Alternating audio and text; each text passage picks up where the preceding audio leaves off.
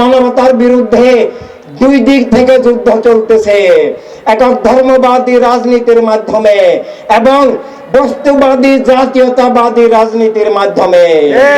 এবং খুবই দুর্ভাগ্যজনক বিষয়, এই দুইটা রাজনীতি পৃথিবীতে এখন কায়েম আছে।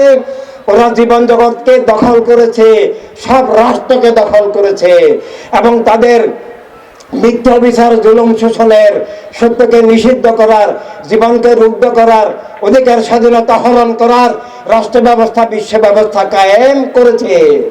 আমরা যদি ইমানদার হই, আমরা যদি কোনো মানবিক ধর্মের, স্রষ্টাভিত্তিক ধর্মের অনুসারী হই, আমরা যদি মানবিক মানুষ হই, আমরা যদি মিথ্যা বিচার, জুলুম, শোষণকে ঘৃণা করি, আমরা যদি সত্য এবং মানবতাকে ভালোবাসি, তাহলে কি আমরা মিথ্যা জুলুমের রাজনীতি কবুল করতে পারি?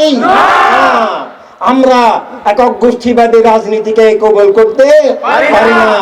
তাই ইমানদার হিসাবে, কোন মানবিক ধর্মের অনুসারী হিসাবে, মানবিক মানুষ হিসাবে আমরা দুনিয়ার সব স্রষ্টায় বিশ্বাসী মানুষের, মানবতায় বিশ্বাসী মানুষের, অধিকার স্বাধীনতায় বিশ্বাসী সব মানুষের একটাই রাজনীতি আছে, যার নাম মানবতার রাজনীতি।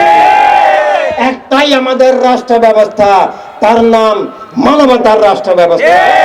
তাই একক ধর্মের নামে রাজনীতি রাষ্ট্র, একক জাতীয়তাবাদী রাজনীতি রাষ্ট্র আমরা মানুষদের নয়, ইমানদারদের নয়, ধর্মের অনুসারীদের নয়, বরং ধর্মের শত্রুদের, মানবতার শত্রুদের।